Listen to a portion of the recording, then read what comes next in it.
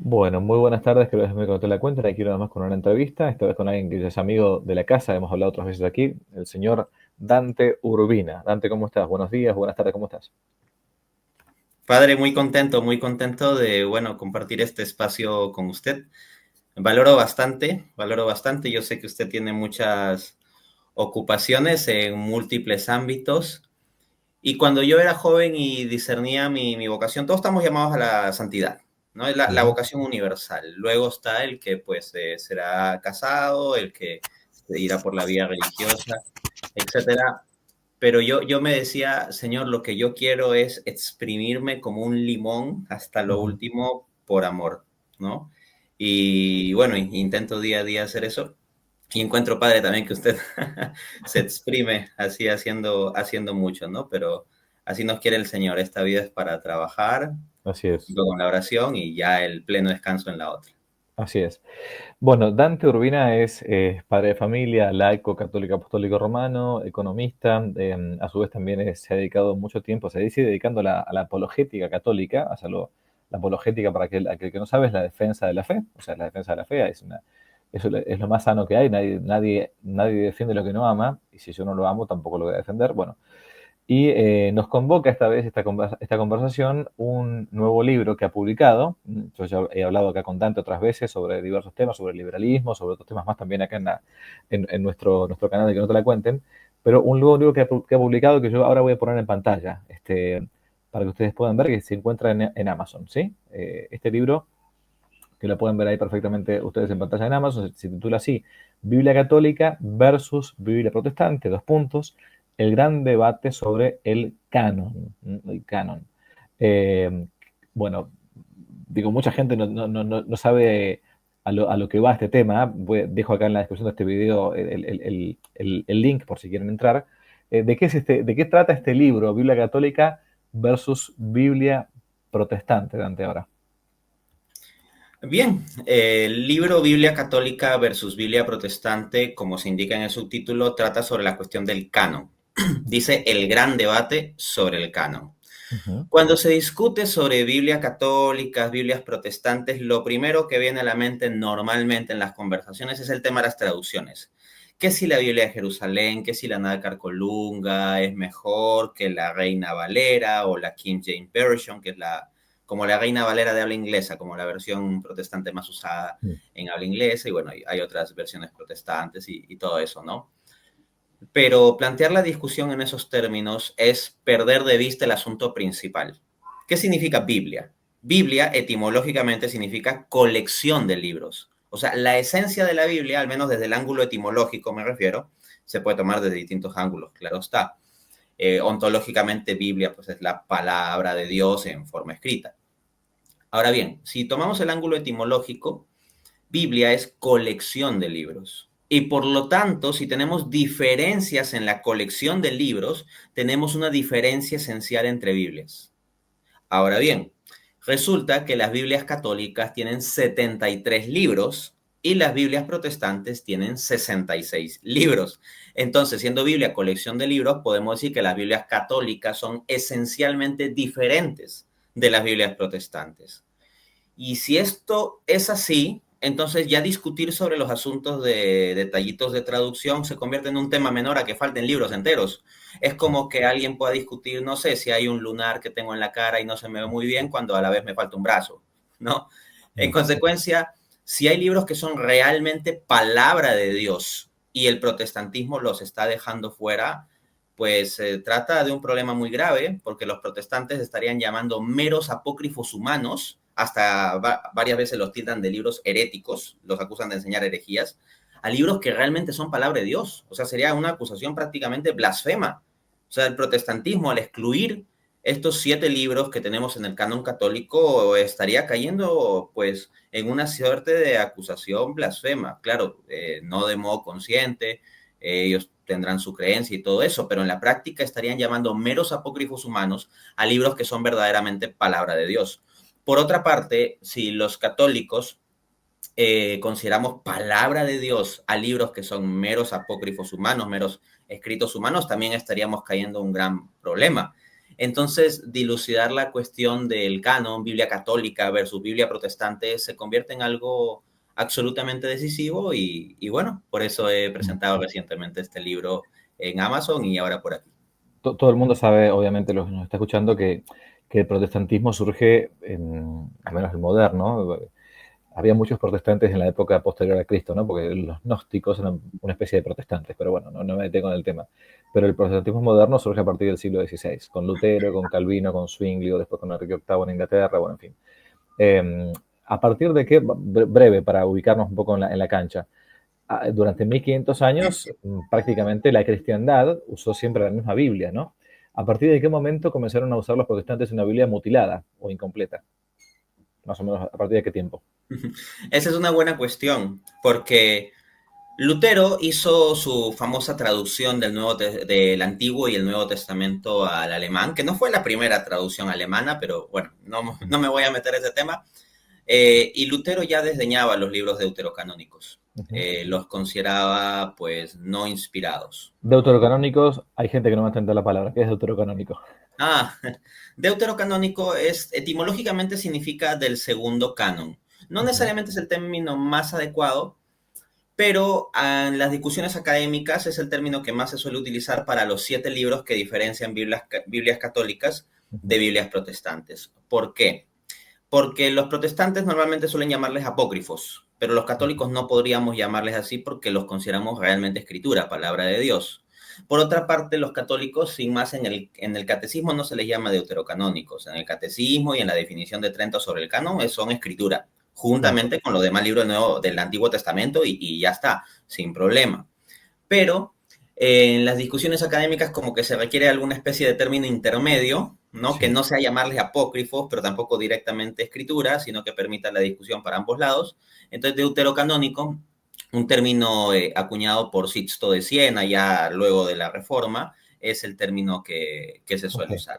Estos Por- por- 7 libros del sí. Antiguo Testamento, para precisar cuáles son, porque como bien señala Padre, no necesariamente todos lo tienen en Claro. mente, serían los siguientes. Cuando hablo de deuterocanónicos, me refiero a 7 libros del Antiguo Testamento que están presentes en Biblias católicas, pero no en Biblias protestantes. Serían Tobit, Judith, Eclesiástico, Sabiduría, Baruch, Primera y Segunda de Macabeos. 7 Ujú. libros. En adición a ciertas porciones adicionales del libro de Daniel y el libro de Esther, que están presentes en Biblias católicas y no en Biblias protestantes. Cuando hablamos de deuterocanónicos nos referimos a eso, ¿no? Perfecto. Y Lutero ciertamente desdeñó los deuterocanónicos, en particular porque cuando Lutero estaba en debates contra teólogos católicos antes pues, de romper del todo con la iglesia, con la excomunión y todo eso, en la disputa de Leipzig, por ejemplo, el gran teólogo católico John Eck le saca el argumento del purgatorio con base en Segunda de Macabeos. Y Mm. Lutero mismo termina admitiendo en una carta de 1519 que el texto es absolutamente claro. O sea, él no ve que se pueda escapar de que implique oración por los difuntos y la práctica vinculada al purgatorio, el libro de Segunda de Macabeos. Entonces, ¿qué va a hacer Lutero? Decir, es que no es canónico, no está en Vale. el canon, ¿no?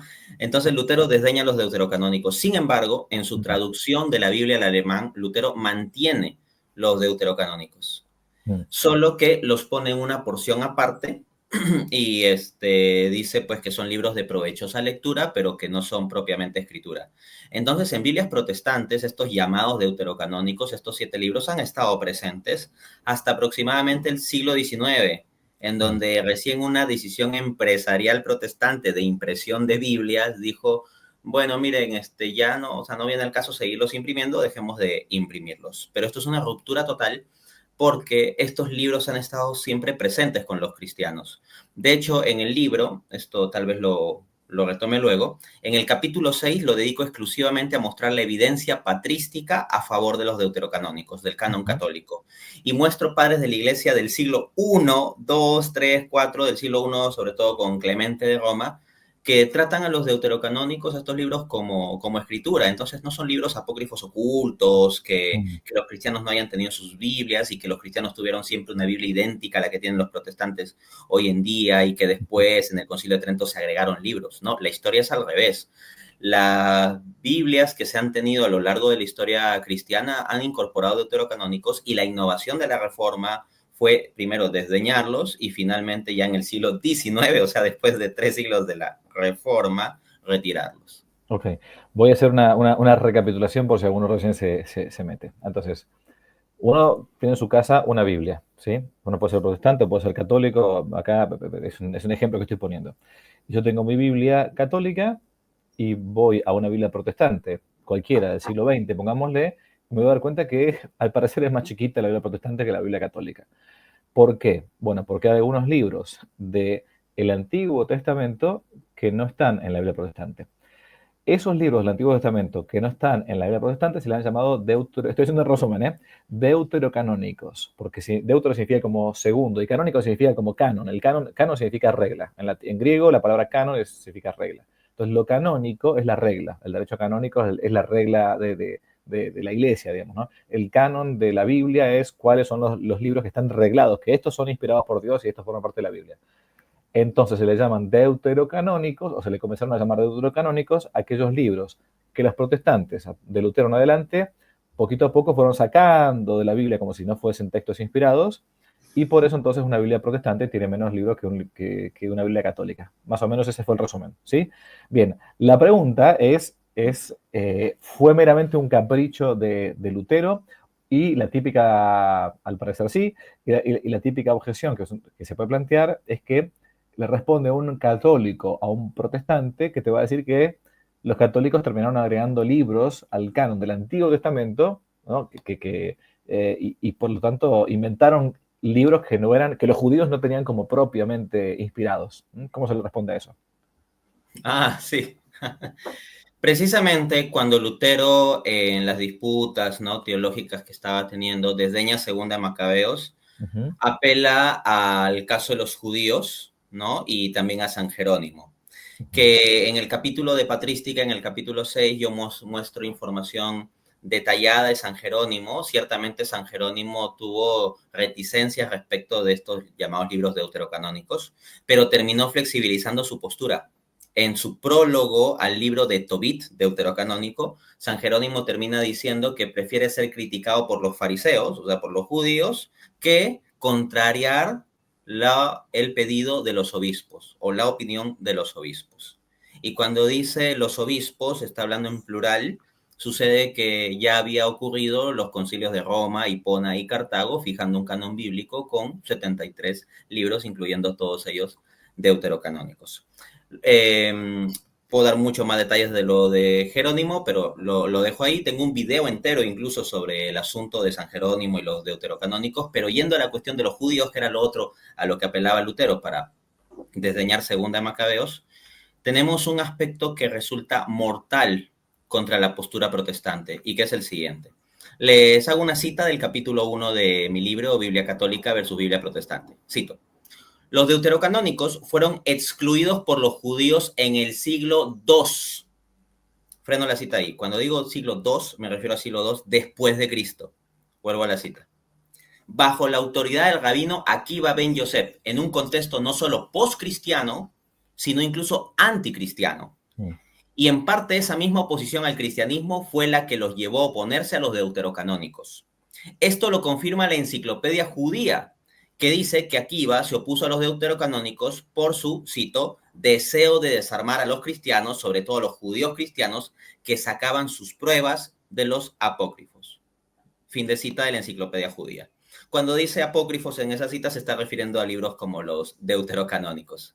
Ujú. Entonces resulta que los cristianos primitivos, que estamos hablando en torno al año 100, ahí, o sea, en las primeras décadas del año 100, o sea, los cristianos que fueron directamente los discípulos de los apóstoles, Ujú. sacaban pruebas de los libros que hoy en día los protestantes desdeñan como apócrifos, pero que los católicos reconocemos como escritura. Entonces, eso muestra que la catolicidad está presente en abrazar los libros deuterocanónicos. Por supuesto que hubo ciertas discrepancias exactamente de cuáles, así como con el propio Nuevo Testamento, que tenemos 27 libros y los protestantes tienen los mismos 27 libros. En los primeros siglos hubo ciertas discrepancias, pero que el Nuevo Testamento fuesen porciones reales de la Escritura y no solo el Antiguo Testamento era claro en la iglesia primitiva. Del mismo modo que los deuterocanónicos como grupo fuesen escritura parte integrante, no un apéndice, sino parte integrante del Antiguo Testamento, también forma parte del consenso de la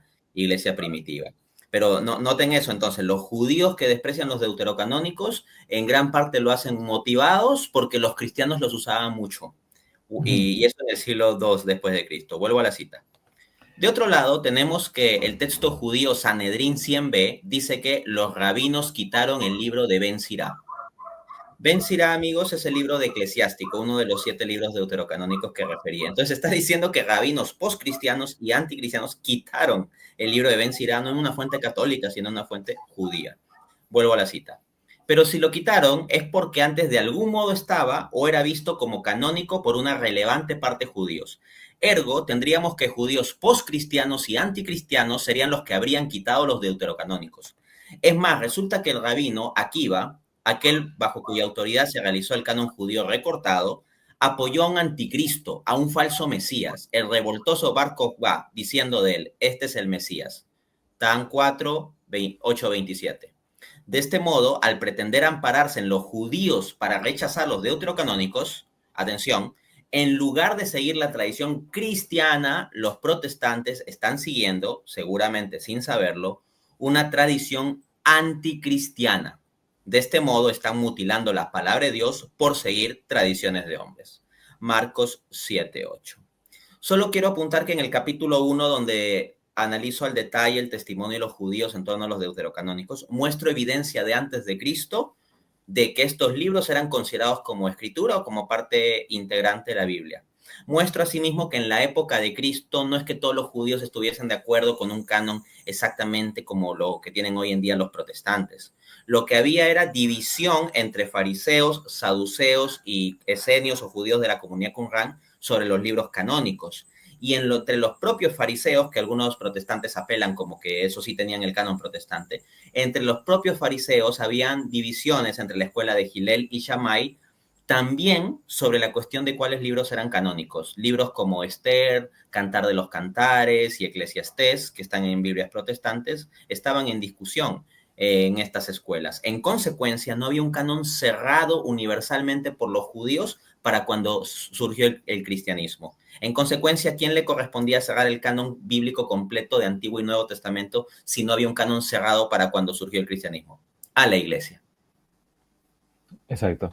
Ahora, la pregunta que uno se hace después del tema del Antiguo Testamento es una objeción que uno puede plantearle a un protestante, es si los primeros cristianos, o mejor dicho, peor todavía, más fácil, si los evangelistas o los discípulos del Señor que escribieron tanto los evangelios como las cartas de San Pablo, de San Pedro, de Santiago, de San Judas, lo que fuere, utilizaron o no los deuterocanónicos, si los utilizaron es porque los consideraban inspirados.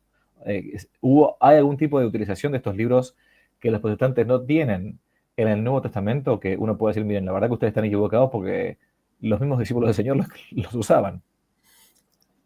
Sí, tenemos fuerte evidencia de que los primeros cristianos usaban los libros deuterocanónicos, de que los autores del Nuevo Testamento usaron los libros deuterocanónicos, pero no solo los discípulos del Señor o los apóstoles del Señor, sino el Señor mismo. Dios encarnado usó los libros deuterocanónicos. Ahora bien, inmediatamente algún protestante podría objetar, pero el hecho de que se use no significa que se lo considera canónico, porque, por ejemplo, Pablo en, no sé, Hechos 17:28 cita a autores paganos diciendo que en Dios claro, somos, nos movemos y existimos, y no por eso convierte los escritos de esos paganos en canon. Pero eso sería una gigantesca falacia, falsa analogía, porque el argumento que desarrollo en los capítulos 2, 3 y 4 del libro no es que los deuterocanónicos son escrituras simplemente porque se usaron, sino por cómo se usaron, por el modo en que se usaron. El modo en que fueron usados da evidencia a favor de que son escritura inspirada. En concreto, en el capítulo 2 muestro el testimonio de Jesucristo. Muestro un capítulo entero de cómo Jesucristo usó los deuterocanónicos. En el capítulo 3 muestro cómo los deuterocanónicos son usados en el Nuevo Testamento y en el capítulo 4 cómo son usados en la Septuaginta. Voy a dar un ejemplo de cada caso. En el capítulo 2, cito, que Jesús usó un deuterocanónico para algo tan especial como hablar con el Padre. Dice Jesús en Mateo 11:25, te alabo, oh Padre, porque has ocultado estas cosas a los sabios y entendidos y las has revelado a los pequeños. Esto es directamente paralelo a Eclesiástico 3:19. Muchos son los orgullosos e ilustres, pero el Señor revela sus secretos a los humildes. Por la evidencia, es claro que Jesús estaba familiarizado con el libro eclesiástico, y este fue usado para algo tan especial como una conversación dentro de la Trinidad, entre el Padre y el Hijo. Entonces, acá tenemos algo singular, porque las frases específicas que usa Jesús corresponden a este texto de eclesiástico, Ujú. y que Jesús se ponga a hablar con el Padre. O sea, esta es una conversación intratrinitaria, haciendo referencia a un mero apócrifo humano que hasta herejías Mm. contiene según varios protestantes, pues sería una cosa un poco aberrante, ¿no?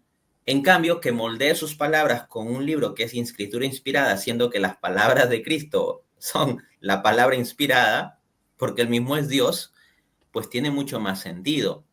De hecho, hay otro paralelo, solo lo voy a referenciar, en el libro lo desarrollo con más detalle y es un paralelo más alucinante, de Mateo 11, el mismo capítulo, el Mateo Sí. 11, el que he citado, ¿no? Te alabo, Padre.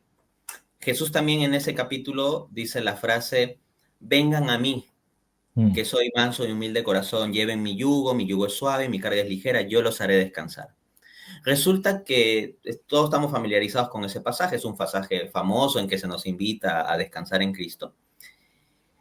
Pero en el libro deuterocanónico de Eclesiástico, en Ujú. Eclesiástico 51, uno lee unas palabras que son prácticamente paralelas, prácticamente dice lo mismo. Pero acá viene el detalle interesante, padre. Quien está hablando en Eclesiástico 51 es la sabiduría. Se está hablando de la sabiduría con mayúsculas.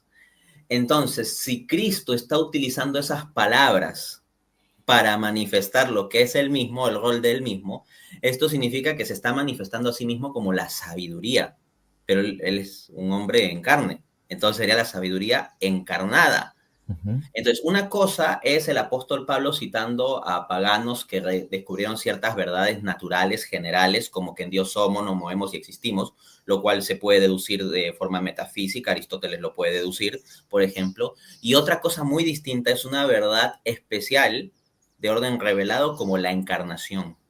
Mm. Como la encarnación. Ahí estamos hablando de otro nivel. Entonces, Cristo utilizó un deuterocanónico para manifestar su identidad como la sabiduría encarnada. Eso no es deducción general de principios generales humanos.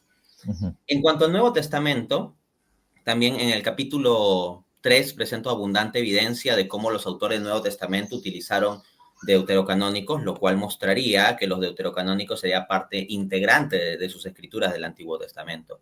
Algún protestante objetará, Dante, pero a ver, muéstrame una cita donde digan está escrito y citen exactamente un deuterocanónico, o una cita textual donde diga como dice la escritura y citen textualmente un deuterocanónico. No, no la hay, ciertamente.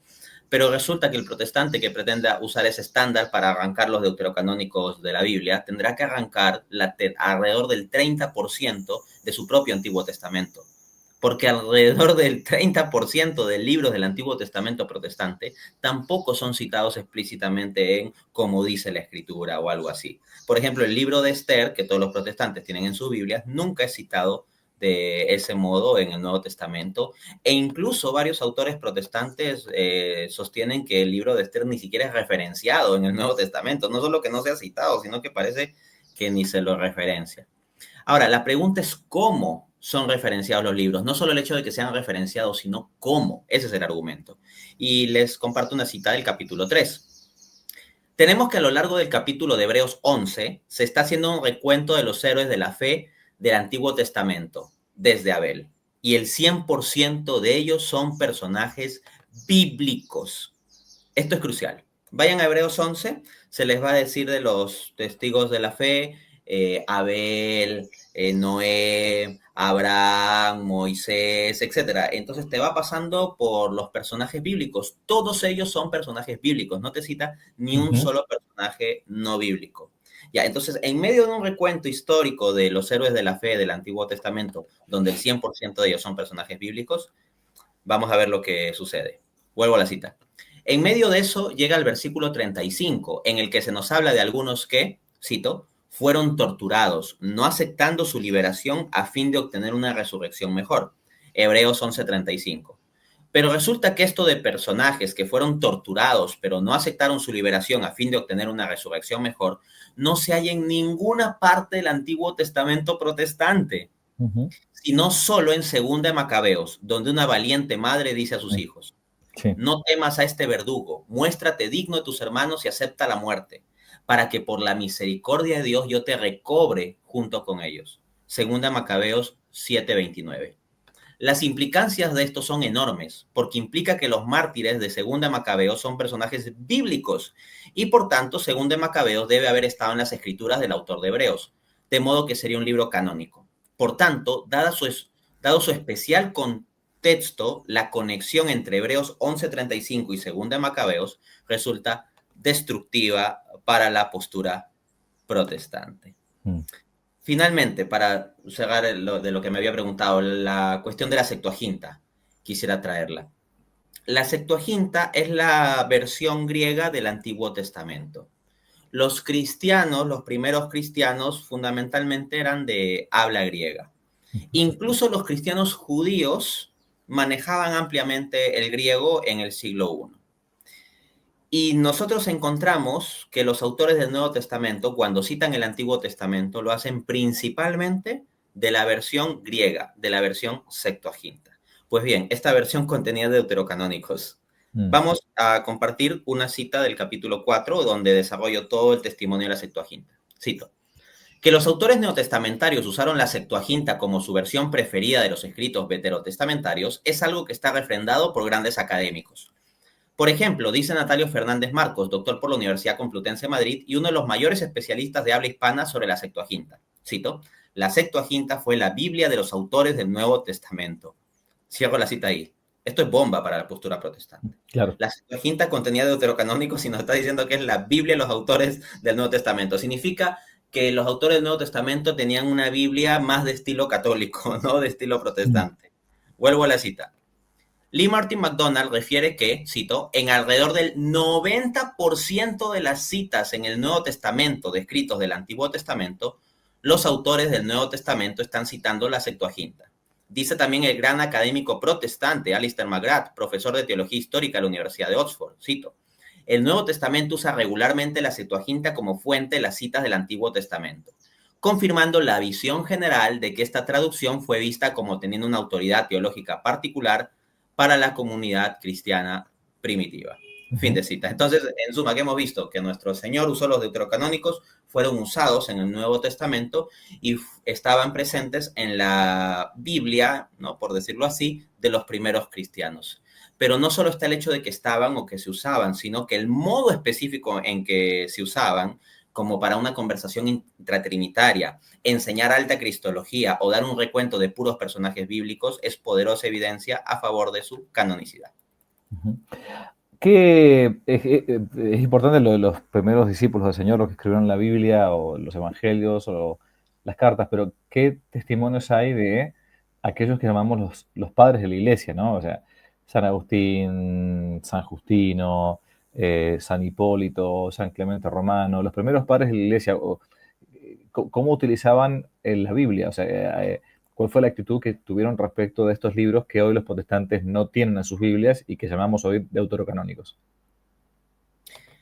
Lo que encontramos es prácticamente un consenso patrístico en favor de los deuterocanónicos. Por eso decía que los protestantes que hoy en día tienen su canon mutilado, recortado, porque lo que hizo la Reforma no fue un retomar la verdad bíblica, fue mutilar la Biblia. Entonces, los protestantes hoy en día siguen una tradición judía anticristiana. Nosotros los católicos, conservando los deuterocanónicos, no digo agregando, sino conservando, estamos en continuidad con los padres de la iglesia.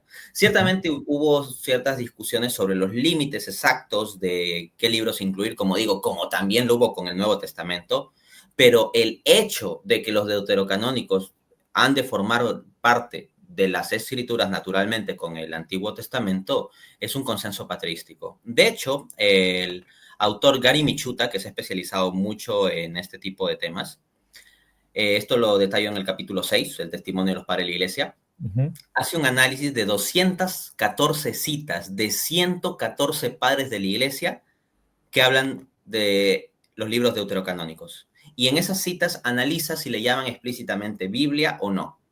Y lo Ujú. que encuentra es lo siguiente. Encuentra que en 209 citas de 109 escritos se les llama explícitamente escritura. Eso es un aplastante 98% de los casos. ¿Y saben cuáles son las excepciones?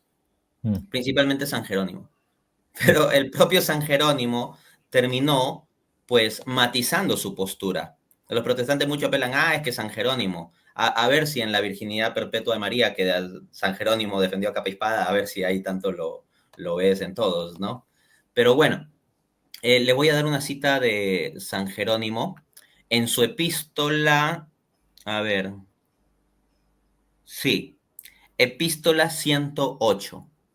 Dice San Jerónimo, ¿no dice acaso la Escritura, no lleves una carga por encima de tus fuerzas? Resulta que esa es una cita de Eclesiástico Ah. 13:2, un Mm. deuterocanónico. Le llama explícitamente Escritura. Ahí en el libro doy más citas de San Jerónimo llamando Escritura o tratando como Escritura a los deuterocanónicos y también matizando su postura. Al final, San Jerónimo dice que él se acogía a profesar la misma fe que el Papa Inocencio. Ujú. Así que él obedecía al Papa Inocencio y lo que el Papa Inocencio dijese sobre la doctrina, él lo acogía. Y resulta que el Papa Inocencio I fue el Papa que en el año 405, respondiendo al obispo de Toulouse, da pues un dictamen confirmando los concilios de Roma, Hipona y Cartago en el sentido del canon católico con todo y los deuterocanónicos, ¿no? Ujú. Ahora, con respecto a la actitud de los padres de la iglesia, podemos ver esto y voy a dar solo una reseña muy rápida. San Ireneo, en el siglo II, dice sobre el libro de Baruch, el profeta hace notar diciendo, y lo que cita a continuación es todo el capítulo 5 de Baruch. Esto lo Mm. encuentran en Contra las herejías, libro 5, capítulo 35, numeral 1. Con respecto al libro eclesiástico ya mostré la cita de San Jerónimo. Con respecto al libro de Judith, les traigo una cosa alucinante de San Jerónimo. En el prólogo al libro Judith, San Jerónimo dice lo siguiente. Judith fue contado entre el número de las Sagradas Escrituras en el Concilio de Nicea. ¿Qué Mm. significa esto? Los padres que defendieron la ortodoxia cristiana esencial, según los protestantes, tendrían que haber aceptado como escritura a un libro herético, un libro hereje, al libro de Judith, Claro. que tanto deploran los protestantes. Mm. Resulta que San Jerónimo nos dice que fue contado entre las Sagradas Escrituras por los padres del Concilio de Nicea. Lo Mm. que tiene más sentido es que la continuidad de los cristianos del Concilio de Nicea son aquellos que aceptamos los deuterocanónicos como escritura, incluyendo Judith, que somos los católicos. En cuanto al libro de sabiduría, Clemente de Alejandría, por ejemplo, nos dice en su obra Estromata, libro 5, capítulo 14, la escritura dice, pongamos trampas al justo, pues nos es molesto. ¿Qué está citando ahí? Sabiduría 2:12. Y luego dice, prediciendo la economía de la salvación. O sea, no solo cita Sabiduría 2, sino Sí. encima dice que es una profecía sobre Cristo. Ujú. Luego, el libro de Tobit, encontramos que el discípulo del apóstol Juan, San Policarpo de Esmirna, dice en su carta a los Filipenses capítulo 10, cuando puedas hacer el bien no lo demores, porque la limosna libra de la muerte. Esa es una cita de Tobit 12:9. En cuanto a primera de Macabeos, podemos citar a San Agustín, ¿no? Y primera y segunda de Macabeos en bloque nos dice que primera y segundo de Macabeos, aunque son rechazados por los judíos, son tenidos por canónicos por la iglesia. Esto lo Ujú. dice en La Ciudad de Dios, libro 18, capítulo 36. Entonces vemos que hay amplia evidencia a favor de los deuterocanónicos entre los padres de la iglesia. Ujú.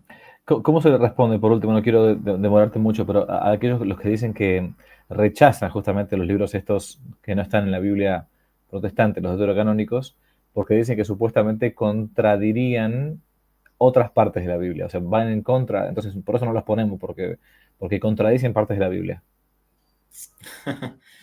Bueno, si se va a poner a hablar de contradicciones, pues yo diría que tomen el propio vergonzoso caso de Martín Lutero.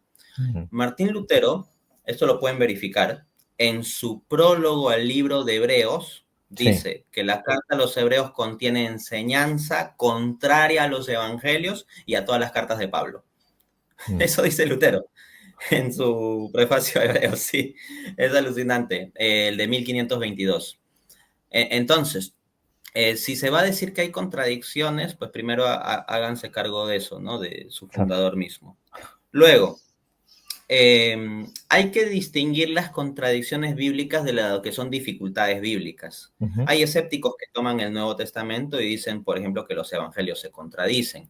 Y no hay contradicciones entre los evangelios. Puede haber dificultades, asuntos que a primera vista no es fácil conciliar y que uno tiene que estudiar para resolverlos. El capítulo 7, el último capítulo de mi libro, se aboca precisamente a eso, a mostrar que muchas de las alegadas contradicciones supuestas de los libros deuterocanónicos no son tales. Ujú. Que, por ejemplo, caerían los protestantes en un doble estándar, porque deploran el libro de Tobit, el libro de Tobit por la cita que hacía San Policarpo, precisamente el discípulo del apóstol Juan, que dice que la limosna libra de la muerte. Ujú.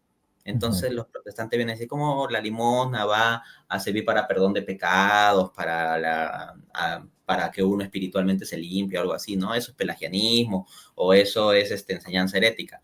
Pero resulta que Daniel 4:27 dice, redime tus pecados con justicias y tus Mm. iniquidades con obras de misericordia para con los pobres. O sea, la frase de Daniel 4:7 es encima más fuerte y explícita que la frase de Tobit por la cual los protestantes quieren quitar a Tobit de la Biblia. Ujú. Luego dirán, no, es que hay contradicciones históricas y te sacan, no sé, que en Judith 1:1 dice tal cosa de Nabucodonosor. Ujú. Oye, pero hay un montón de académicos que señalan un montón de errores o supuestas contradicciones históricas en los libros del Antiguo Testamento, canónicos que tienen los protestantes en su canon.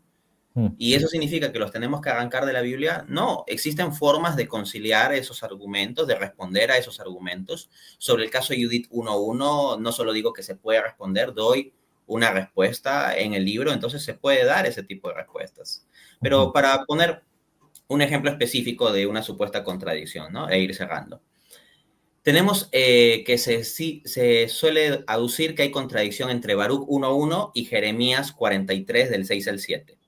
Resulta que en Baruch 1:1 se dice que Baruch escribió su libro en Babilonia, pero Jeremías 43 del 6 al 7 indica que Baruch estaba junto con Jeremías cuando Jeremías fue a Egipto. Entonces se aduce que fue una contradicción porque Jeremías tendría que estar en Egipto, no en Babilonia. ¿Cómo resolvemos eso? Bueno, le cito directamente la respuesta que hago en el capítulo 7.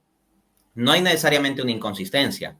En Jeremías 43, del 6 al 7, simplemente se nos informa que entre los que fueron llevados a Egipto estaban Baruch y el profeta Jeremías. Nada Ujú. más.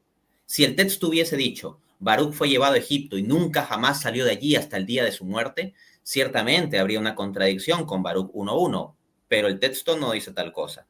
Ujú. Así, por ejemplo, no hay contradicción necesaria en que en un texto se diga que una persona viajó a España y en otro texto posterior se indique que escribió una carta desde Perú. No es una contradicción necesaria porque es perfectamente factible que luego de haber estado en España haya ido a Perú. Precisamente con esta lógica podemos resolver la objeción, pues como indica una fuente no católica, cito, cuando los judíos huyeron atemorizados a Egipto debido a su resistencia contra el rey de Babilonia, Baruch acompañó a Jeremías. La tradición rabínica sugiere que Baruch regresó a Babilonia después de presenciar la muerte de Jeremías. Ujú. Fin de cita. Doy más detalles de respuesta en el libro, pero creo que con eso basta para mostrar que no hay una contradicción necesaria y muchos de los temas que se aducen de contradicciones doctrinales, teológicas, como esto de la limosna de Tobit, las resuelvo de modo similar. Cito lo que dice el deuterocanónico y luego muestro otros libros del Antiguo Testamento o libros del Nuevo Testamento que afirman el mismo principio que los protestantes están criticando al deuterocanónico. Y en los casos históricos muestro que con información adicional se pueden resolver perfectamente las cosas. Y si alguien me dice, Dante, pero esa información adicional que está sacando no la está sacando la Biblia, entonces no se resuelve la contradicción. Yo les digo, oigan, o sea, no sean doble estándar, por decirlo del modo más suave. Cuando los propios protestantes les plantean que hay contradicciones bíblicas, a veces no citan cosas de arqueología, A veces no citan a ciertos libros de historiadores o ciertas fuentes cristianas extrabíblicas para mostrar que no hay contradicción. Eso es normal porque la Biblia no es exhaustiva en dar absolutamente todas las piezas históricas. Son libros que contienen realmente eventos históricos, pero eso no significa que se narre todos los detalles de toda la narrativa histórica. Ese es un estándar absurdo. Ujú. Bueno, voy a poner de vuelta aquí, con tu permiso, el link para que, bueno, lo voy a dejar obviamente en la descripción de este video, para que puedan ir a buscar Biblia Católica versus Biblia Protestante, el gran debate sobre el canon. Acaba de ser publicado por Dan Turbina, se puede comprar en Amazon, lo pueden ahí ver en formato Kindle o en papel, así que es un tema apasionante, la verdad que es un tema eterno, porque es un tema que mucha gente después no sabe cómo responderle a alguien que te plantea este tema del canon de la Biblia, de cuál es la Biblia que hay que comprar y todo. Bueno, acá tienen un libro bueno para poder profundizar sobre esta cuestión. Muchísimas gracias, padre, de verdad, por la oportunidad de poder compartir esto. Efectivamente, considero que es un tema esencial y considero que es un tema en virtud del cual también, o sea, el protestantismo mismo se cae. Y no solo es que el protestantismo haya fallado en una doctrina sobre los deuterocanónicos, si es que el caso acumulativo del libro es exitoso, como creo que claramente se ve, sino lo siguiente. ¿De dónde surgió la reforma? De que pues a ciertos personajes, Lutero, Calvino, etcétera, se les ocurrió agarrar la Biblia contra la iglesia. Es decir, Claro. la iglesia católica está contra la verdad bíblica, vamos a defender la verdad bíblica. Claro que a la hora de ponerse de acuerdo en cuál era la verdad bíblica, ahí sí se fregó todo entre ellos, pero bueno.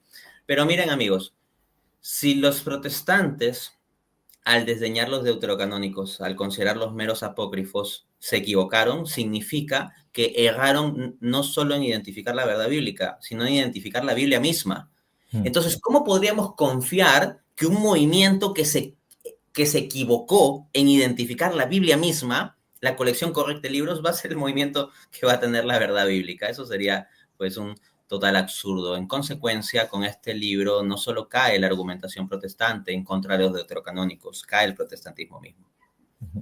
Así es, bueno, recomiendo entonces el libro, vayan a buscarlo si quieren, consulten y también compartan este video para que la gente pueda verlo un poco más y también vean el video de Dante. Dante, muchísimas gracias por el tiempo A usted, padre, muchísimas gracias, de y verdad. por el apostolado incansable, que para eso está la vida. Un abrazo grande. Dios los bendiga a todos. Que te le cuenten. Chao, chao.